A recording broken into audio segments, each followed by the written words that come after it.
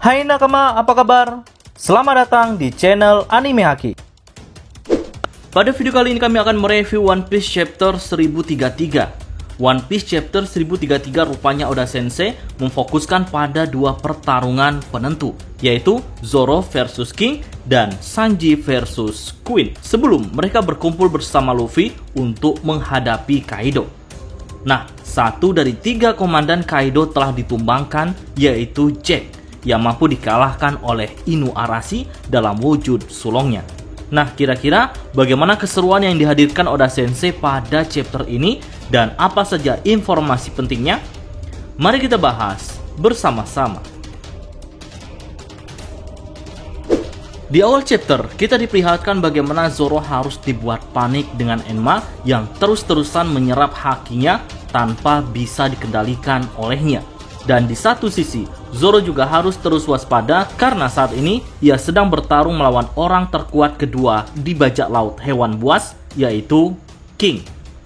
Sosok King ini hampir membuat Marimo putus asa. Bagaimana tidak, serangan demi serangan yang diberikan Zoro tak membuat luka sedikit pun ke tubuh King. Dan kali ini, Zoro mampu memberikan sebuah serangan yang bisa dibilang cukup telak, karena pedang Zoro menancap ke perut King. Berharap serangan itu membuahkan hasil, tapi nyatanya hal yang tak terduga terjadi.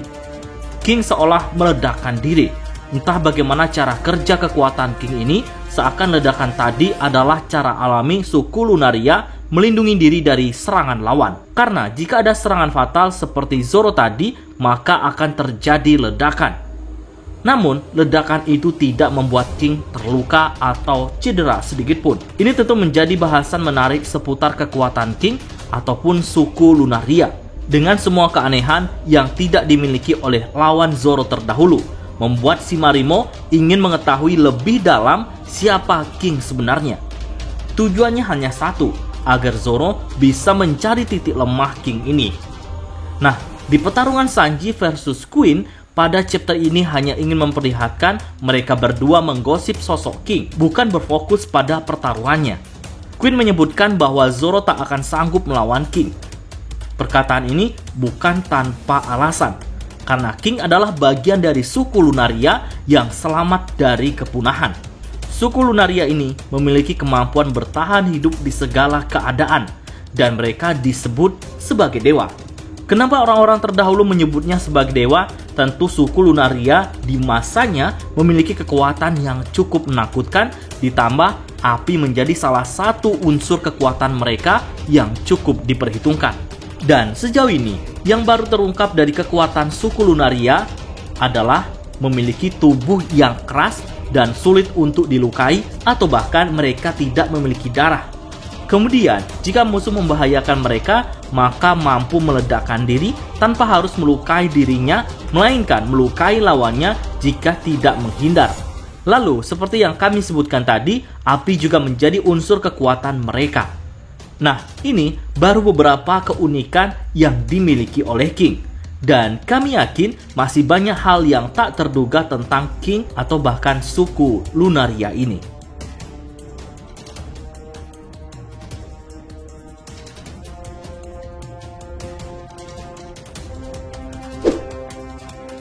Setelah Sanji dan Queen menggosipi King, kini pertarungan Zoro dan King kembali berlanjut. Namun lagi-lagi pedang Enma belum mampu dijinakkan, hingga mengakibatkan Zoro mendapatkan serangan yang sama, yang membuat pedang Zoro sampai terlempar. Dengan terlemparnya pedang kebanggaannya, membuat Zoro sampai mengingat bagaimana ia mendapatkan pedang itu.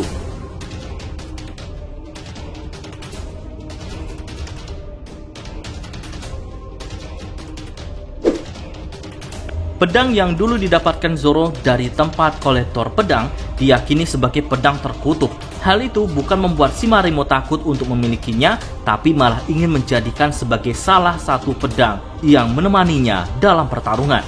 Jika nakama masih ingat, sebelum mendapatkan pedang Sandai Kitetsu, Marimo harus melakukan sebuah ritual dengan melemparkan pedang itu ke atas tangannya. Jika tangan Zoro terluka atau terpotong, maka pedang itu tidak memilih Zoro sebagai tuannya yang baru. Tapi jika tidak melukainya, maka pedang itu memilih untuk tunduk kepada tuannya yang baru. Dan rupanya Sandai Kitetsu memilih Zoro sebagai pemilik yang baru. Dan setelah di Wano, Zoro baru mengetahui jika pedang itu dibuat oleh Hitetsu.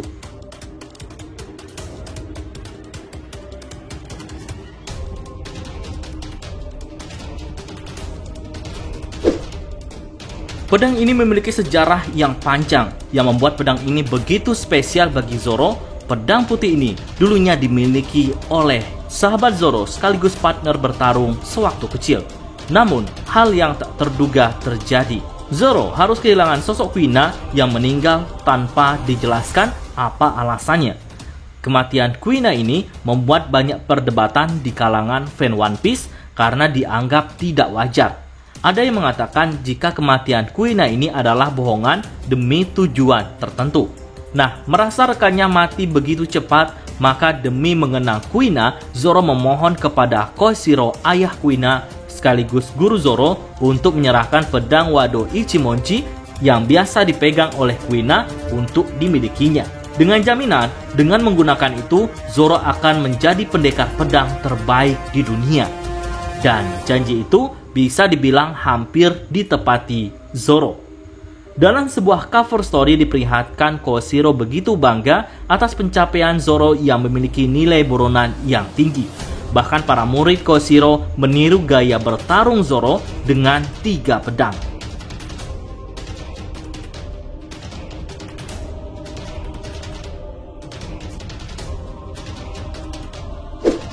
Pedang Enma adalah pedang yang didapatkan Zoro di Wano Kuni setelah Susui dikembalikan dan diganti oleh Hiyori dengan Enma. Tanpa diduga, pedang peninggalan Oden ini begitu berbeda dengan pedang Zoro yang lainnya. Karena saat pertama kali memegangnya, Enma langsung mengunci kekuatan Zoro dengan menyerap hakinya sampai sulit untuk dikendalikan. Nah, menurut penuturan Hitetsu, setelah kematian Oden tidak ada yang berani menggunakannya. Karena dianggap begitu mengerikan jika yang memegangnya orang biasa, maka hal itu bisa mengakibatkan kematian karena kehabisan energi. Dan pedang ini dibuat oleh Shimotsuki Kozaburo. Begitu pula dengan pedang Wado Ichimonji. Kozaburo selain pengrajin pedang yang cukup handal, rupanya dulunya di Wano dia juga merupakan seorang samurai. Namun debutnya sebagai samurai belum diperlihatkan apakah sehebat Orochimaru atau tidak. Nah, 50 tahun yang lalu, Kozaburo meninggalkan Wano secara ilegal. Hal ini dilakukan oleh Kozaburo hampir sama yang dilakukan Oden terdahulu. Dan dari sini, Zoro bertemu dengan mereka di East Blue. Kozaburo memberikan cara pandang yang berbeda tentang pedang kepada Zoro. Pedang bukan hanya benda mati, tapi selayaknya hewan peliharaan yang memiliki tuan. Rupanya, pedang yang hebat tidak sembarangan memilih tuannya. Hanya orang-orang kuatlah yang membuat pedang itu tunduk.